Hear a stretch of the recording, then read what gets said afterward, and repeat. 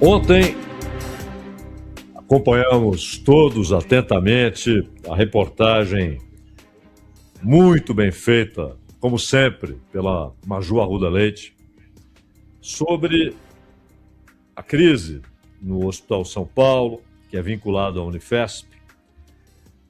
Foram 2 dias sem que pudessem fazer sessões de hemodiálise por causa da falta de energia elétrica. Uma situação que afetou diretamente a ala infantil da unidade. E quem já fez, faz, ou tem alguém na família que fez ou faz hemodiálise, sabe o quanto isso é perigoso, né? A pessoa não poder fazer hemodiálise. E então é uma situação que coloca em risco a vida desses pacientes, e no caso de crianças. Vale notar que na reportagem a Maju não apenas explica o que aconteceu, mas as causas, né?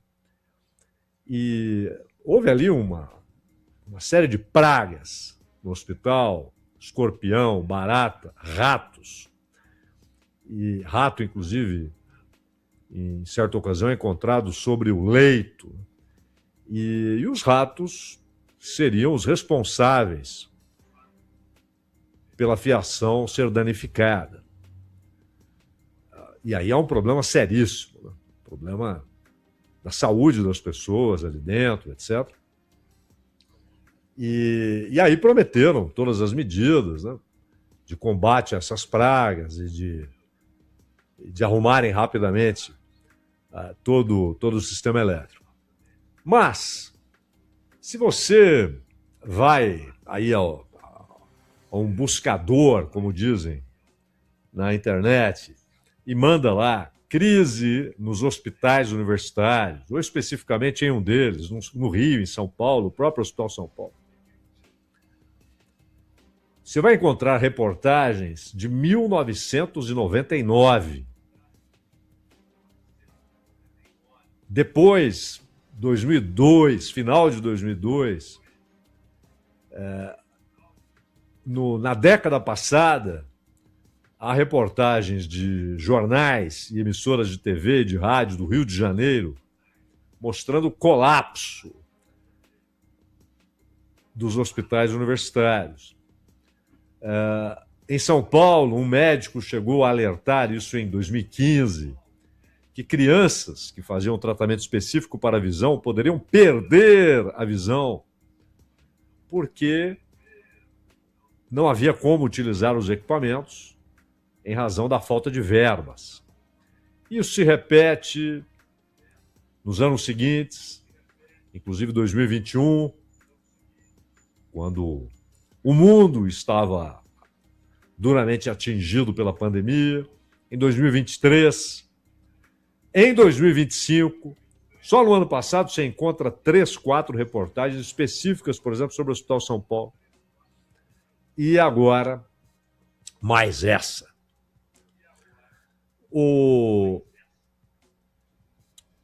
Quando se toma ali a linha de administração e de sustentação desses hospitais, você chega ao Ministério da Saúde.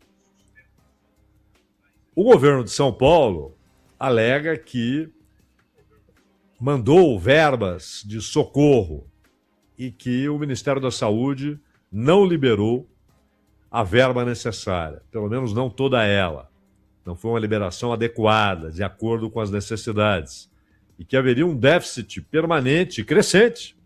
Se você tem um déficit em um mês, e no mês seguinte também, e no outro também, aquilo se torna cumulativo. Você vai destruindo qualquer capacidade, não de investimento, mas de manutenção desses hospitais. Houve até uma ordem judicial. O Ministério da Saúde tomasse providências. E não é o caso de um hospital. Em São Paulo, você encontra outros hospitais com outro tipo de gestão, outra finalidade, mais hospitais que dependem de recursos públicos com os mesmos problemas.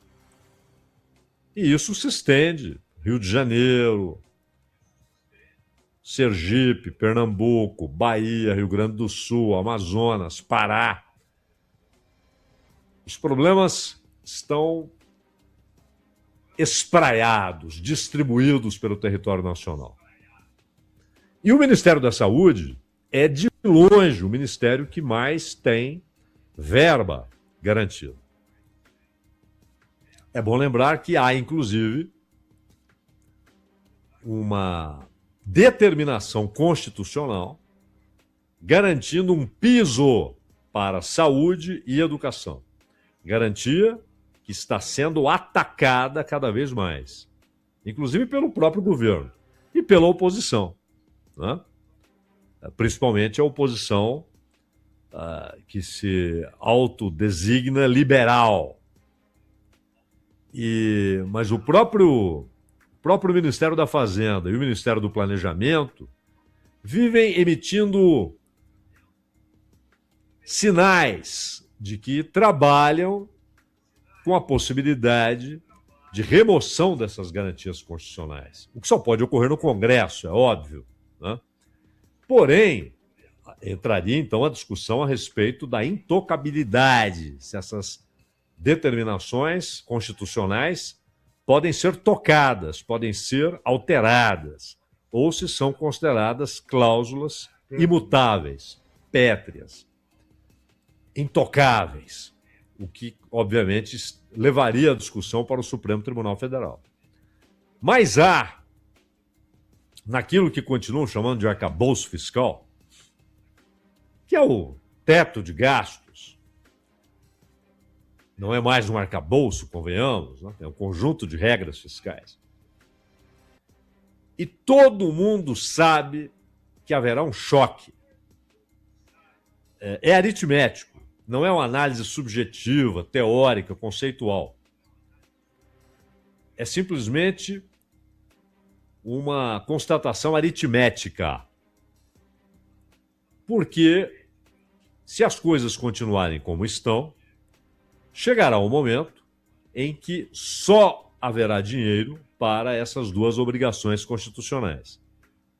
Para nada mais. Nem para o custeio da administração. Para nada mais. Por causa do teto. O teto define um conceito que inevitavelmente levará a essa situação.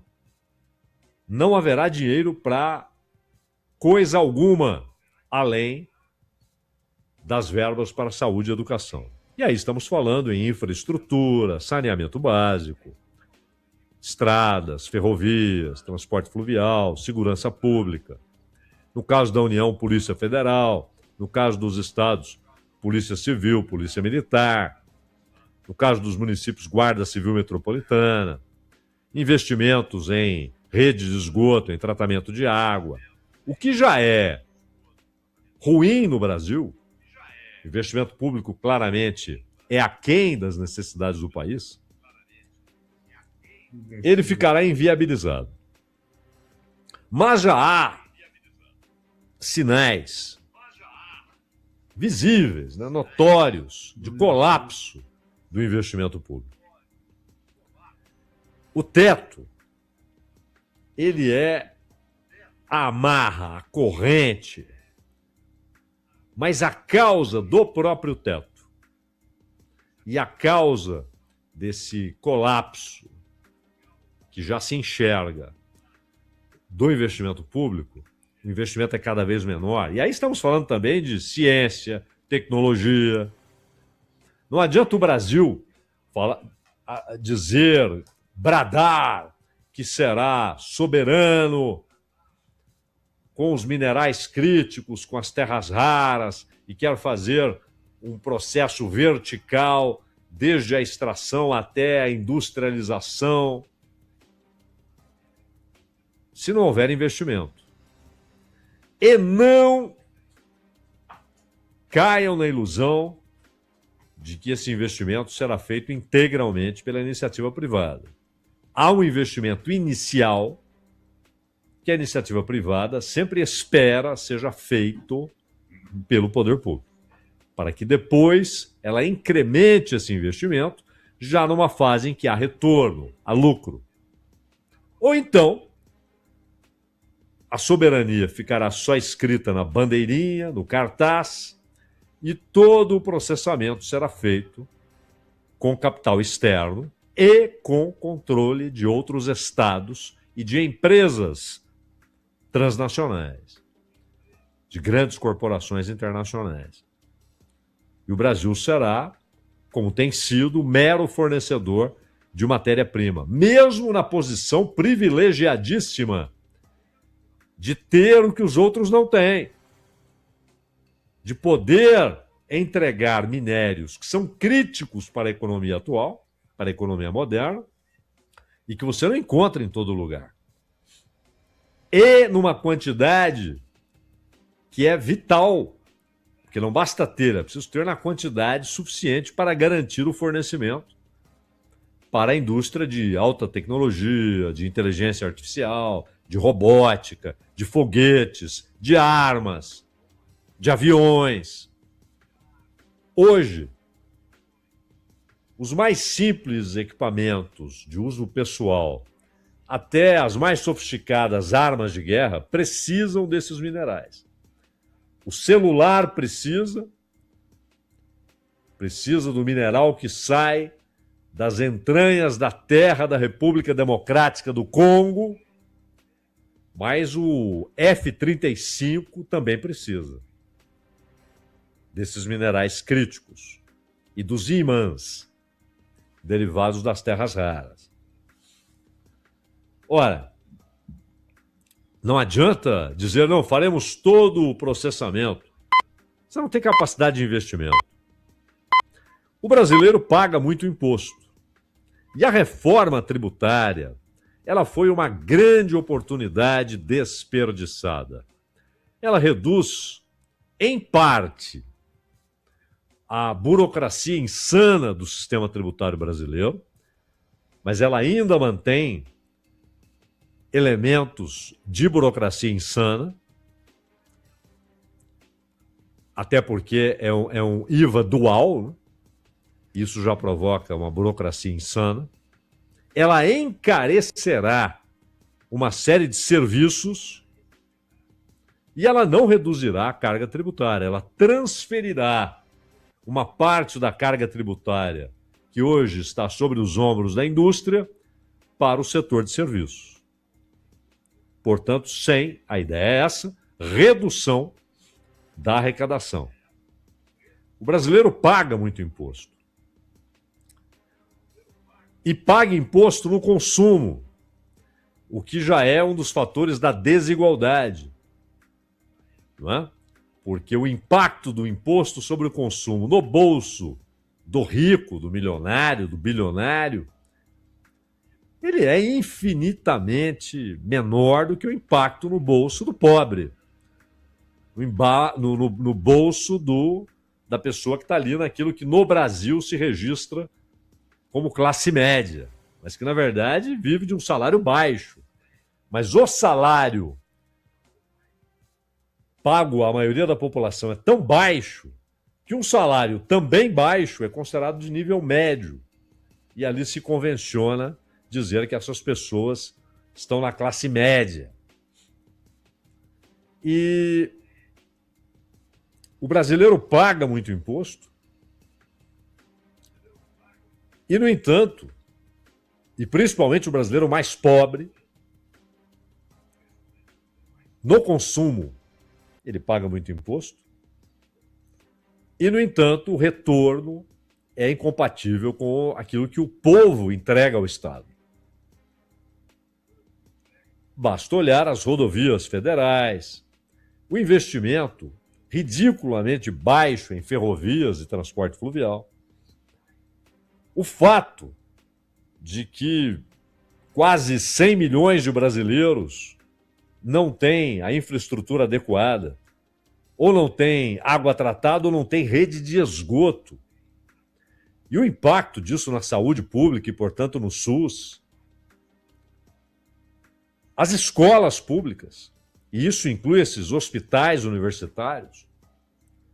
Isso inclui a situação encontrada pela brilhante Maju Arruda Leite na reportagem que fez.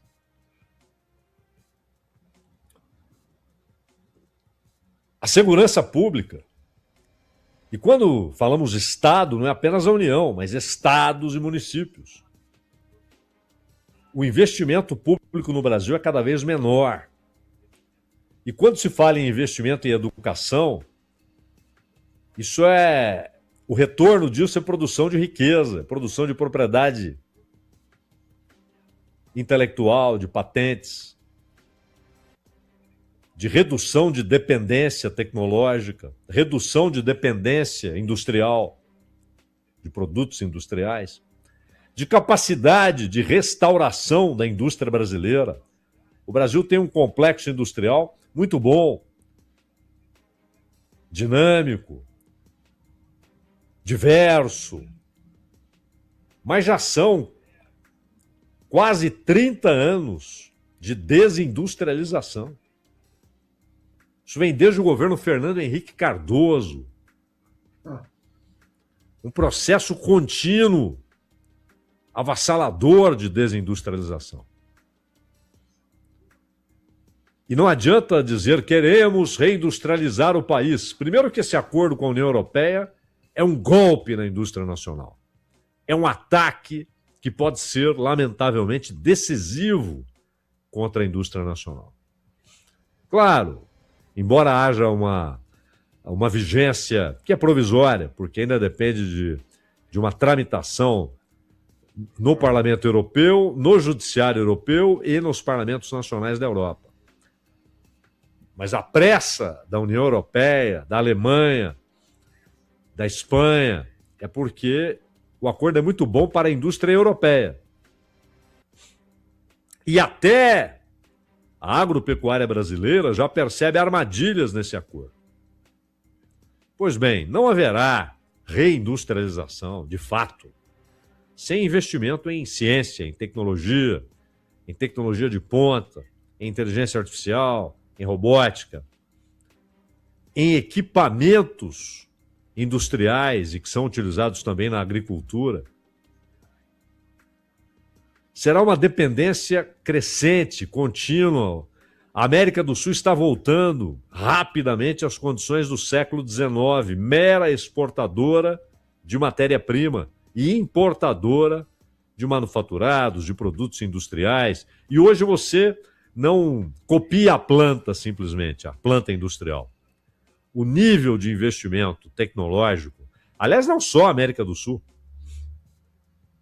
os Estados Unidos, a China e mais alguns países, como Alemanha, Israel, eles deixarão o resto do mundo para trás em tecnologia. E isso significará domínio econômico e político.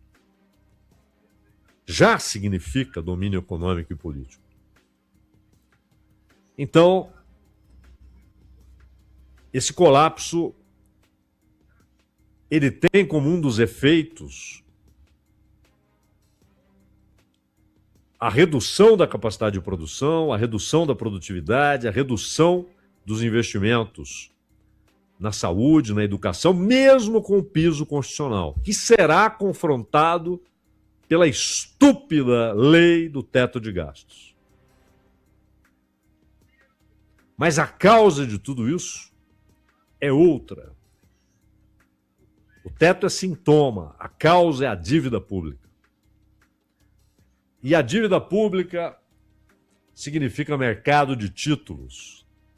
Mercado de títulos, mercado de capital, ou seja, comercialização de capital. Esse é o negócio do capital financeiro, que não são os bancos. Capital financeiro não é o banco. O capital financeiro é a fusão do capital bancário, do capital dos bancos, com o capital industrial. E o dono desse capital, os grandes donos, o grande capital, ele não tem nenhuma relação com a produção técnica, com a operação da mercadoria, da produção da mercadoria. E o mercado de títulos públicos é a grande fonte de acumulação desse capital. Já falamos aqui umas 30 vezes, vamos falar então pela 31ª, que o próprio Fundo Monetário Internacional admite que ainda nesta década a dívida pública global ultrapassará o PIB global. Isso não é um acidente. Isso é um sistema de comercialização de capital e de títulos e de transferência de riquezas nacionais para alguns pouquíssimos. A riqueza pública, por intermédio da dívida, ela transfere o que a sociedade produz, o que a sociedade gera de riqueza, para os cofres de pouquíssimos. Isso só com o pagamento de juros, porque a dívida só cresce. É o caso do Brasil. Pagou R$1 trilhão só de juros em 2025 e não reduziu a dívida um centavo sequer. Nem sequer um centavo. A dívida só cresce. Então não é, o Brasil vê a dívida crescer em relação ao produto interno bruto. Não, o mundo. E a maior economia do planeta, dos Estados Unidos, tem a maior dívida do planeta, 40 trilhões de dólares. Com a peculiaridade, a singularidade de ter a moeda global, de emitir soberanamente a moeda do mundo. Por isso, os processos que os países fazem, particularmente China, Rússia, o Brasil de vez em quando vai, de vez em quando recua, de desdolarização das relações comerciais e financeiras. O Trump chegou a dizer que a desdolarização significaria para os Estados Unidos algo parecido com uma derrota numa guerra mundial. Tal impacto, por causa da dívida. O Japão não é 80%, 90%. A dívida é o dobro do PIB. É administrável? Em muitas circunstâncias, sim, em outras, não. Em países como o Brasil, geopoliticamente periféricos, e com uma moeda com pouca relevância internacional, há o esgotamento da capacidade do poder público, e aqui União, Estados, municípios, ou seja, a dívida pública consolidada de todos esses entes, estrangula a capacidade de investimento. E aí, claro, aos oportunistas, né? Não só no mercado de títulos, mas aqueles que aproveitam essa incapacidade de investimento e saem gritando: privatizem a Previdência, privatizem a saúde. Ou seja, o sistema único deve ser lançado ao espaço para que haja só a iniciativa privada. Não, o sistema de voucher, não sei o quê. E a educação. No caso da educação, há um ataque frontal. Esse desinvestimento não é apenas acidental, ele é proposital, ele é deliberado, ele é decorrência de algo que tem lógica, que tem base teórica, que desenvolveu um mecanismo já cantado no século XIX. Século XIX. Você vai encontrar lá no Capital do Marx, por exemplo, referências a esse mercado de capital, mercado de títulos. Mas ainda era algo que se construía. Hoje está consolidado e em breve as dívidas públicas serão maiores que toda a produção mundial. E é claro, isso significa a apropriação da riqueza pública pelo grande capital, que controla esse mercado de capital e de títulos públicos. O Brasil está metido nisso até o pescoço. E se não encarar a questão da dívida pública, o colapso que já pode ser visto no horizonte, colapso da capacidade de investimento, ele será uma realidade. E com efeitos sociais pesadíssimos, brutais, na saúde, na educação, na moradia, na água tratada, na rede de esgoto. E, claro, as maiores vítimas serão, como sempre, os mais pobres.